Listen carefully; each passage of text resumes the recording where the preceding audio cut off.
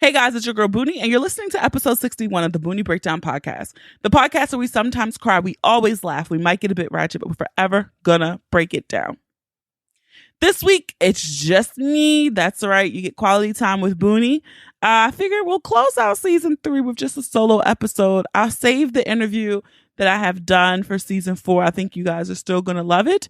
But in this episode, I have questions that have flooded my DMs throughout the season. I've gotten a few emails. And so it's just a catch-all episode where I'm going to answer some of these questions. Some of them are spicy. Some of them are more thoughtful. So stay tuned for that.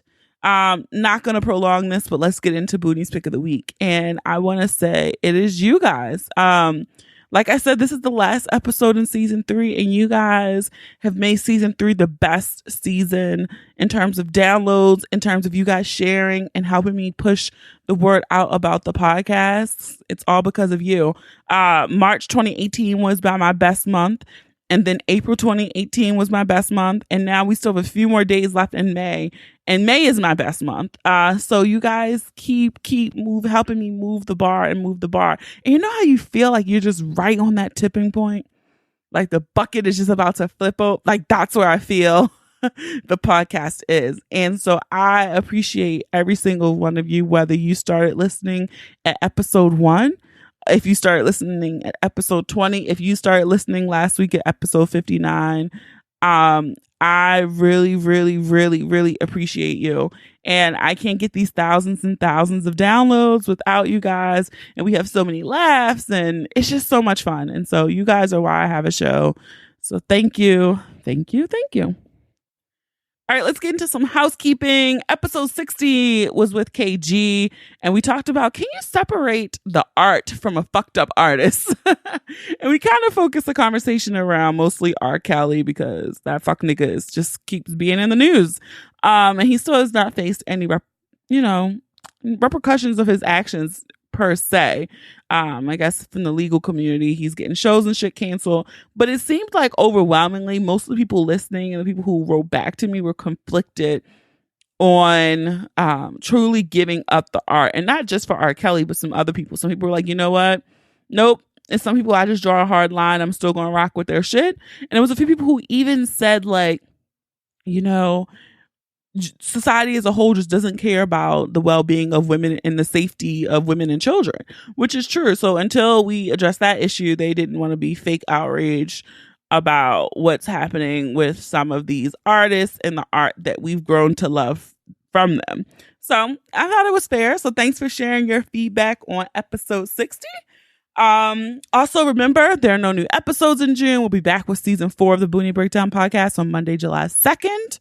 Yes, mark your calendars. It'll be 4 weeks without your weekly dose of Booney. But, not that big of a deal. You can go back, catch up on some past episodes, or you can check me out on other podcasts. I just did a guest appearance on a podcast, Marquita in Your Business. It was really, really fun chatting with her.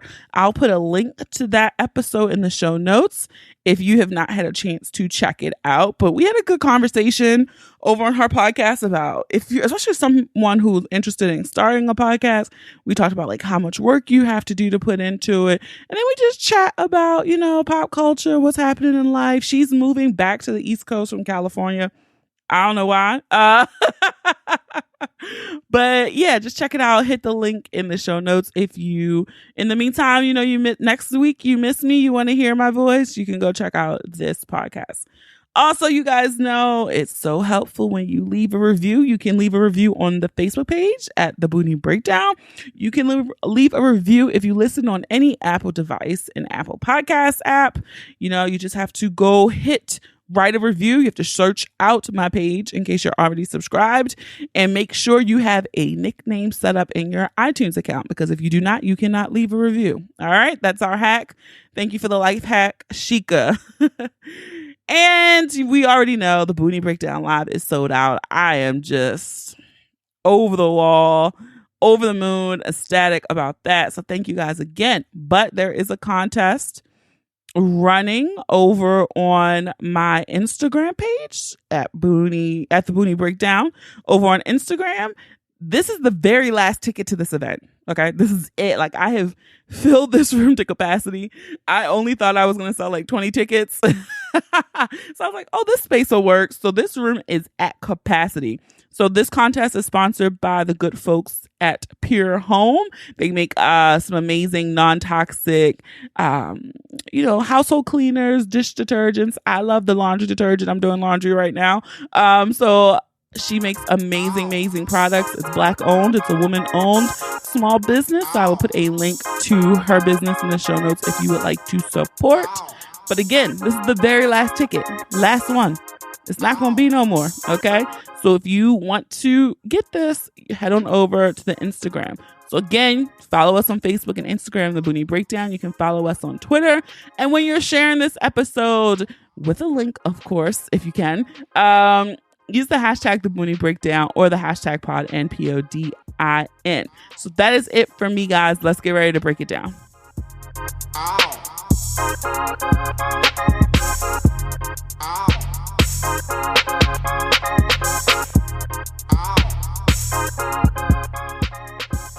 All right, guys, it's your girl Boonie. And like I said, this episode is mostly a catch-all episode. These are some questions that I've gotten over like the past 2 seasons, kind of. And I don't know. I just feel like they did not fit into an episode, or I got them a few times and I'm like, why do people want to know this about me? So I figure, you know what? We'll do this as this last episode. We'll close it out. Kind of a get to know Boonie. I'm laughing because on Black Twitter, it's been this conversation about pre-dates and dating. And I feel like these are pre-date questions. Well, some of them.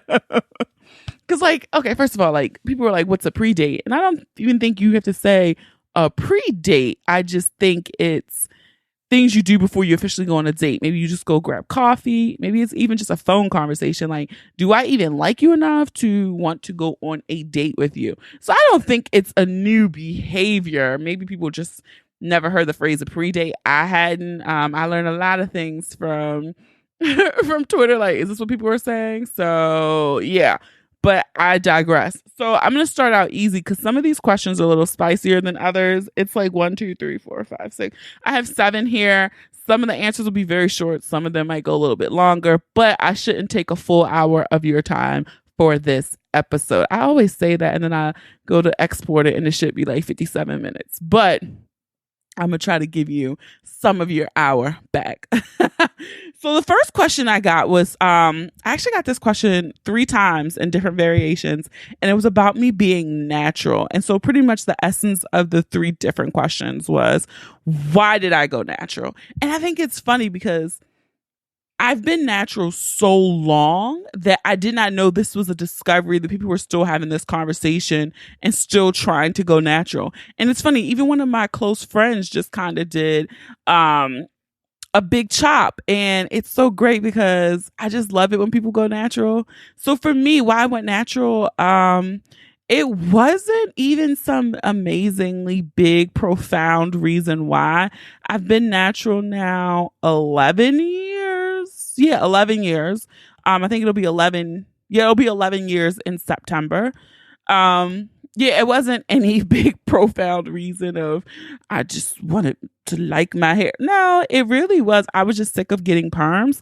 And like every time I would get a perm, my hair would get to a certain length. It would start breaking. Then I would have to cut it into this little cute bob or something to make it work. And so that is literally the reason why. And I think around that time, 11 years ago, it was like that natural hair online space was just kind of budding.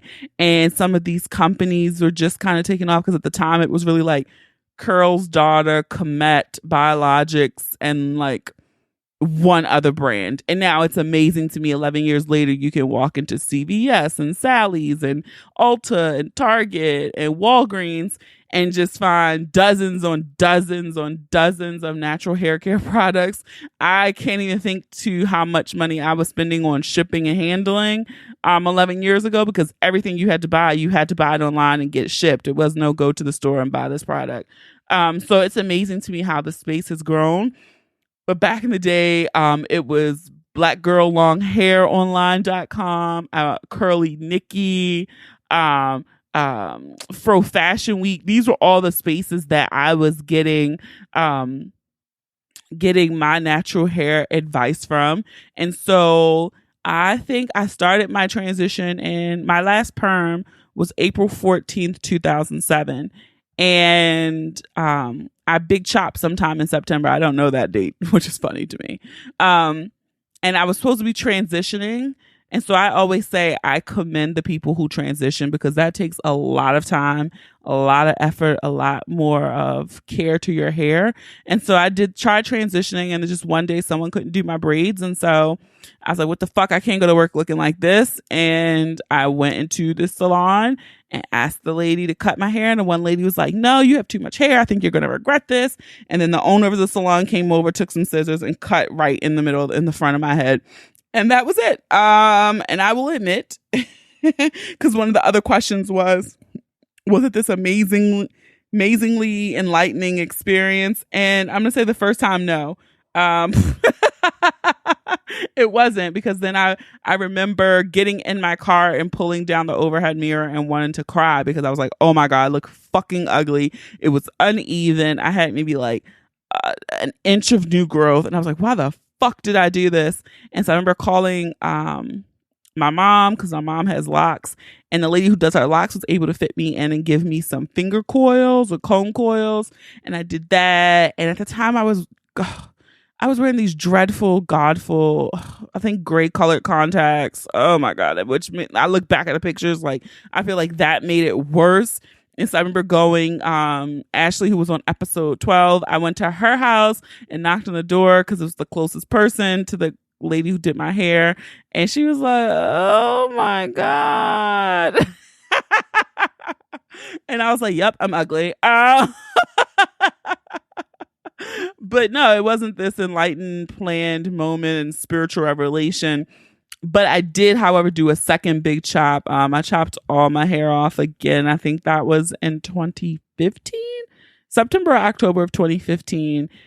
And that time I cut my hair, I think I had, and I didn't do all the way down. It wasn't as short, but I had a lot of hair, and I cut off the bulk of it into like a really cute tapered cut. And of course, it was after a silly boy. So I did a Bernadine or Bernadette from Waiting to Exhale bullshit. But I will say that one, like each time the lady was cutting and the scissors, like I felt lighter. So I had a little bit of more of an emotional reaction to the second big chop. But my first one, it was just like, what the fuck? I can't go to work looking like this.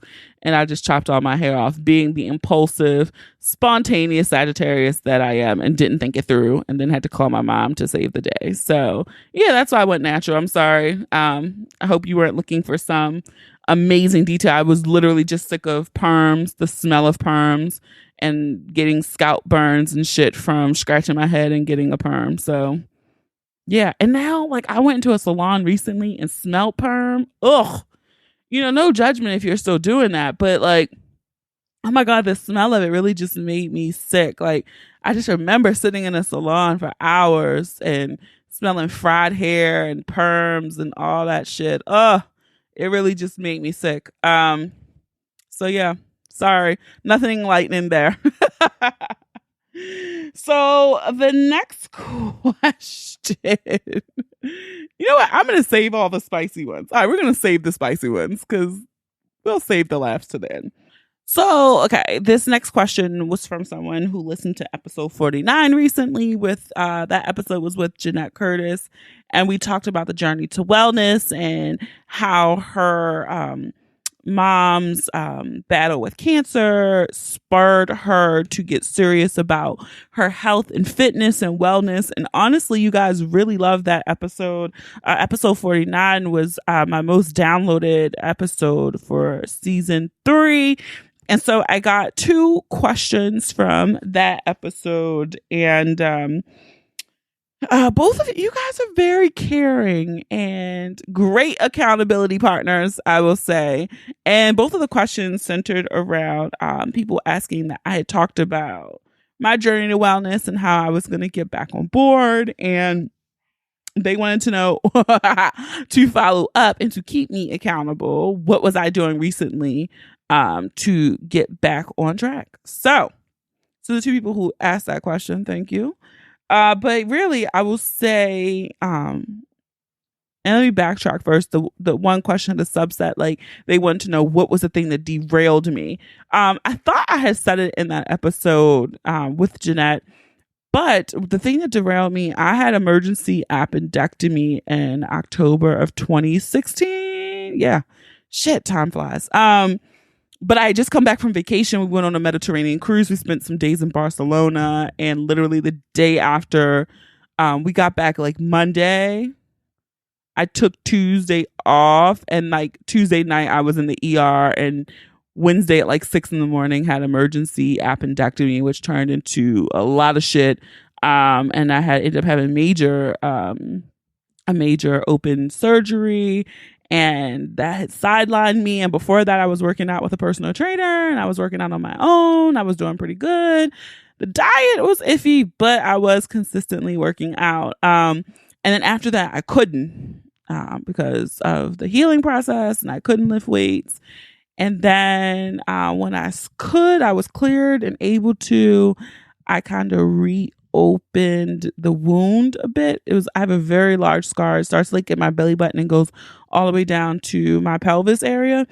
And so I kind of reopened part of the wound, and then that scared me. And then I kind of just lost confidence. And then I looked up, it had been 6 months that, I had been working out, and I tried, and then I hurt myself again, and I was scared. And so I just stopped. And then 6 months turned into 9, and then 9 was a year, and then a year was 13 months. And then, yeah.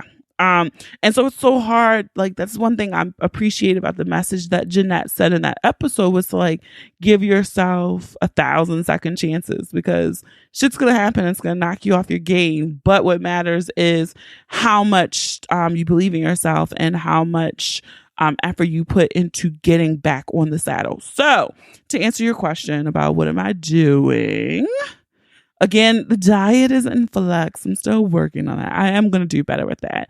But I think you have to do one thing at a time, right? And so May, I signed up at the yoga studio that I've been doing events at, Lift Yoga in Baltimore. Love, love, love the venue. I love the people who work there. I love the instructors. And so I signed up for one of their classes, and it's called Lift, but it combines like yoga with like high intensity workout. And the series, it was like a series that gave you the foundations to this class. And I'm so happy that I signed up for the series, because if I had just gone to that Lift class without taking the series, I would have never gone back, because the shit is hard as fuck. Like, I'm not gonna lie, it's hard as fuck. And so like how the class works is like we do like sun salutation A, and we do a sun salutation B, and then we do some dynamic movement, and then we do like a rotation of 4 to 5 exercises every minute, and then we repeat those like 5 times or 6 times, like depending on what she says. So it could be like, okay, you're gonna do 15 burpees, 12 squats, 14 kettlebell swings, this, and you might have 10 seconds of rest, and then you start the rotation again. And then we do like a small stretch yoga movement to wind down, and then we get a lavender cool towel, and the class is over. And it's hard as fuck. And so I did that for the month of May, and I was taking yoga like twice a week, and I was trying to do a walk. So I was moving 5 times a week. And so since that set up my pattern, that's what I'm going to keep out. I even went to the gym yesterday, and each time I laugh, my core, it hurts. So I'm back on the saddle. Like I said, okay, we got a routine down in May. June, I'm going to work on the diet. All right. So that's the deal. Thank you for following up on episode 49. All right. This question was just, and thankfully it's a girl who asked this question. I think I might have been weirded out a bit by a guy asking the question. And so it was very simple. Boonie, Brazilian or shaving? I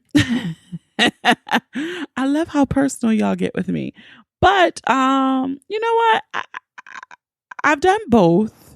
But I would say my preference is to get waxed. Definitely Brazil. I don't see the point in just getting like a bikini wax, because to me the favorite part of a Brazilian is when they get up in the booty cheeks and they like wax your butt. Like, you don't even realize how much hair can be in there at times until it's gone, and it's like nice and smooth and fiction friction free. But literally, that is like my favorite part of the Brazilian. So you don't do that. And like, could you imagine shaving in between your butt cheeks and then you get the stubble and shit? Like, who wants to do that? Like, who wants to feel that irritation?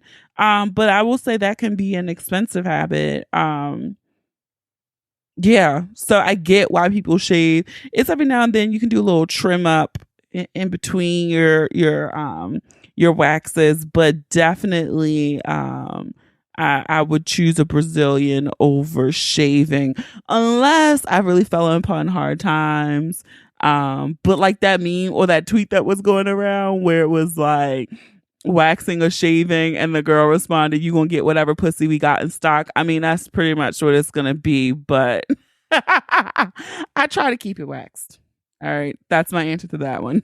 So the next question comes from episode 54. This goes for all my nasty hoes. Hey, word to Cardi B still. She's still having a moment. I do wish that she hadn't gotten pregnant just like at this moment, because I really feel like she really could have flourished through this whole summer if she was not pregnant. But that's me being selfish. Whatever. I digress.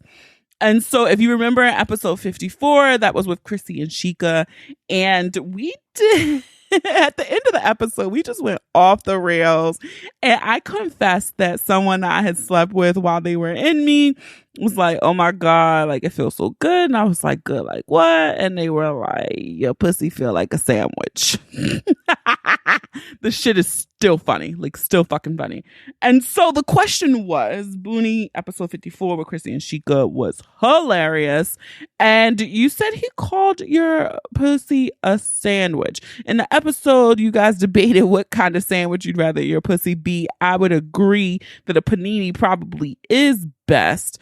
But I have another variation for this. If you could make your pussy any food item, what would it be and why? This question it tickles me so much because it's like, I really had to think like, if my pussy could be any piece of food, what would I want it to be? And I narrowed it down to one particular item, but then I got tossed like, what kind would I want it to be? So I would like, if a guy wanted to describe my pussy as a piece of food, I would like it to be a steak. Now I was tossed like, do I want a fillet? Do you want a sirloin, a ribeye, a rump, a skirt steak? Like, I just did not know what type. So I think I'm down between a sirloin or the ribeye. But a nice steak that's tender, juicy, warm, medium with a nice warm pink center. I mean, I just don't understand. And then, like the steaks, when the juices that come out of it, like a nice, lovely juice, and you let that drizzle back on top of the steak. That's what if a nigga told me, "Oh, bitch, this feel like a ribeye," yeah, that would make me feel good about myself. But a sandwich, nah. Because in my house growing up, we didn't make like a sandwich was like, peanut butter and jelly, or you just threw some mayonnaise and a slice of cheese and a couple of meat. It wasn't no lettuce and tomato and all that. We didn't make no fancy sandwiches, it was always on some white bread. It wasn't that new age wheat and all that shit just started happening recently, right? And so sandwiches aren't impressive to me. But motherfucking steak, yeah. I think, I'm gonna ride with a steak. Like I said, I don't know what kind of cut, but if my pussy had to be correlated to a steak, yeah. Yeah.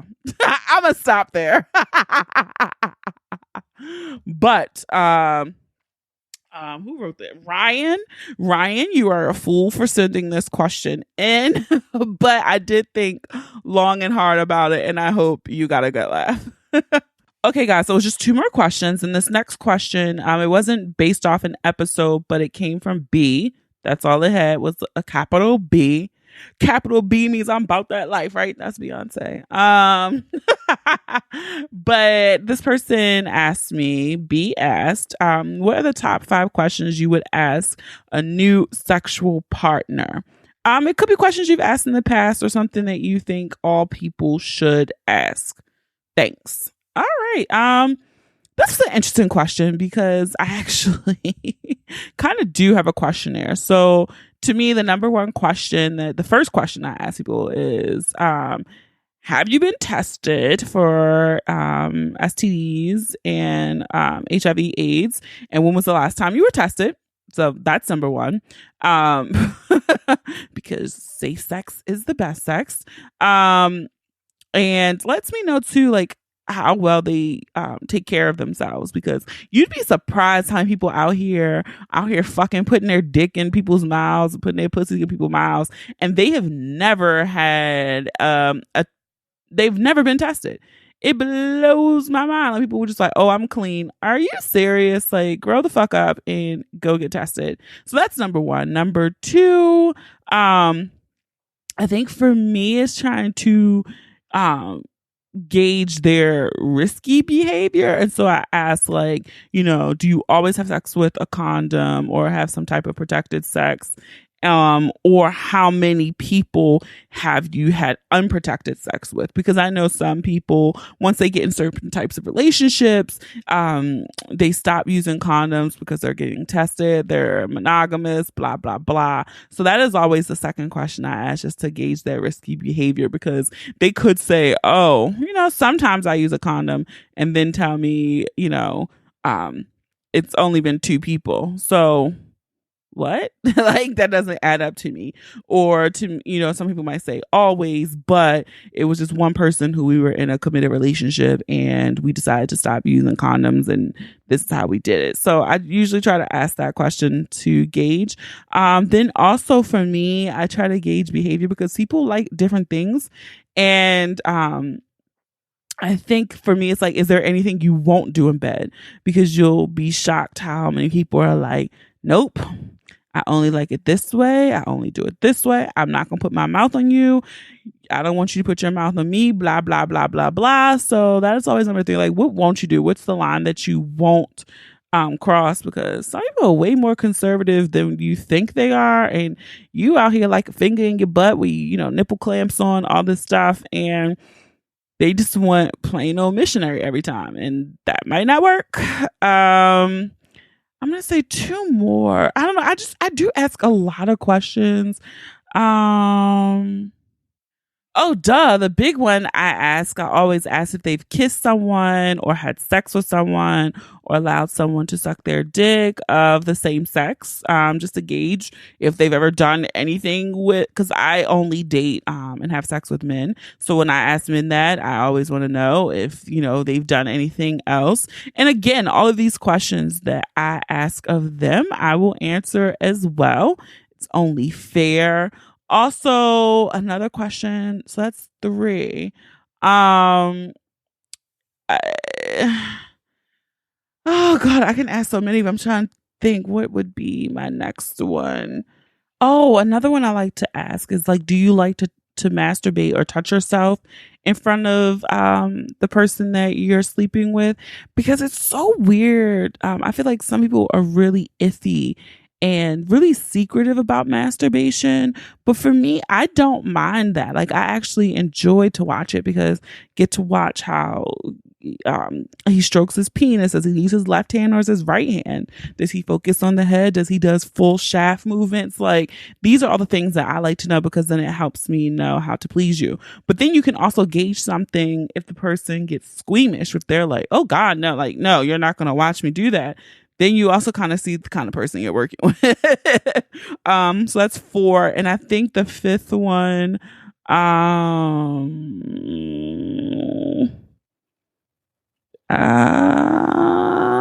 maybe, I don't know. I guess maybe like the wildest thing they've done, again, to kind of gauge what they're into. So those would be my top 5. I can't even recap. What did I say? STDs, testing, the same sex question, masturbation, what are they into? And I can't remember the fifth one, but those, those would be my top 5. Okay.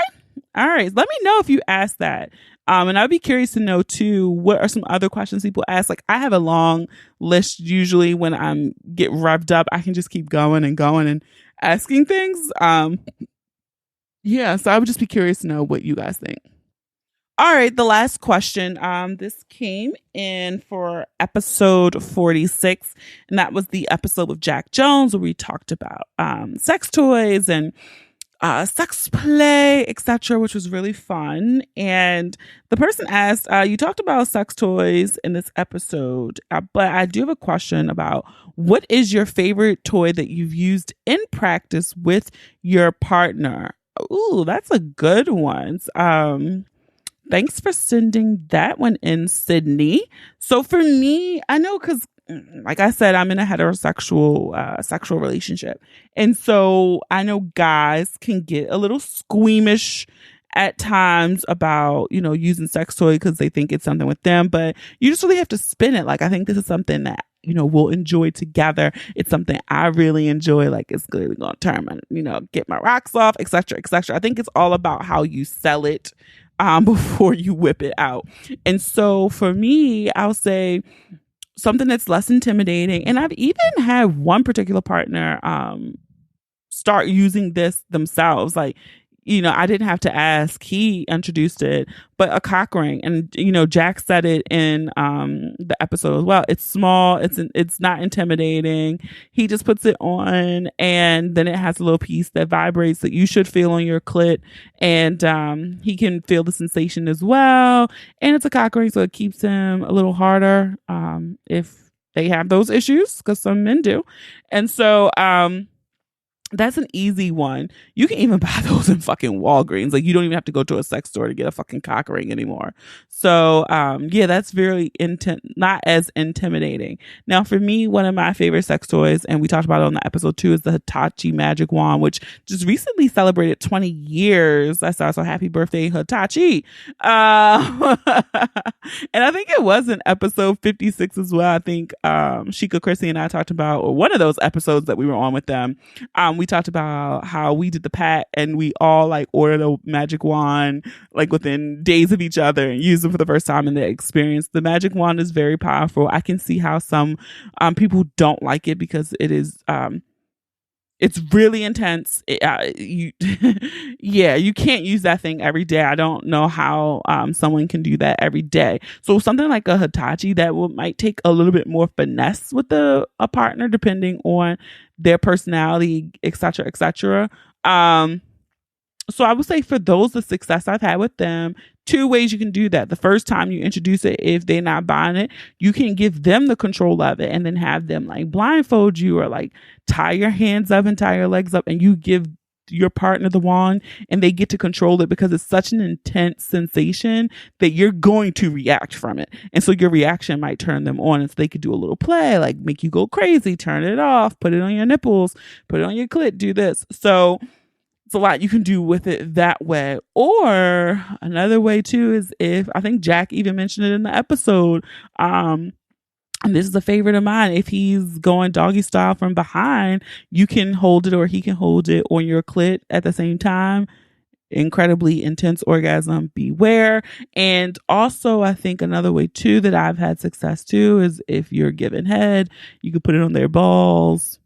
Little extra vibration that you can't do. I know some people like to hum on the balls, blah, blah, blah, but this can do it while you're doing other things with other places of your body. So those would be my suggestions. Those are the easiest way. Those are my favorite ones. But yeah, I'm not going to give y'all all my kink and everything here, but I feel like that's pretty PG in the sex toy with a partner realm. Okay. So that is it for the questions that I decided to answer for this episode. Again, I always welcome it. You can send in your questions to thebooniebreakdown@gmail.com. You can head over to thebooniebreakdown.com on the contact form if you would like to be anonymous. You can send in your questions there, right? I get a few there where people send it in anonymous because they don't want to know. But y'all know we don't do that judgment shit here. We don't do that at the Boonie Breakdown. And you can also go to thebooniebreakdown.com, and on the side of the page, you will see something that says send voicemail. So you can record a voicemail, and I can just drop your voicemail in. You too can send that anonymously. So you don't even have to say your name. You don't have to put a name. You just send a voicemail, which would be dope. Also, I think that's all the ways. And then you guys can keep DMing me, of course. I get a lot of questions and comments in DM, which is amazing and great. And I love it. So again, like I said in the pick of the week earlier in the episode, you guys are what makes the show go round. So I love it. So again, thank you for a kick-ass season 3. I can't believe another season is done. I'm excited for season 4, just to get you excited. I have recorded some of the episodes already. And of course, I'm going to have some more great guests. Of course, Brian will be back. Of course, KG will be back. Of course, Chrissy and Sheikah will be back. And this is it. No new episodes in June. Can't wait to see all of you guys who got a ticket for the Boonie Breakdown Live, June 23rd at the Motor House, Baltimore. It's going to be such an amazing time. I'm so excited for it. We have some great sponsors. So thank you to Martell Cognac. Thank you to Dane Products. Also, we have some great giveaway sponsors, and it's just going to be an amazing show. So again, if you enjoyed the Boonie Breakdown podcast, you enjoyed this episode, I encourage you to listen and subscribe to the podcast on Apple Podcasts, Spotify, SoundCloud, Stitcher, Google Play, or any app that you listen to your podcast on. Don't forget to leave a review too. You might just hear your review on the next episode. Follow us on social media. Share the episode with those you love, those you don't love, those you fucking hate. I don't make these pretty images for nothing, okay? So have a dope ass week, okay? Have a dope ass month of June. Thank you for listening, and until July 2nd.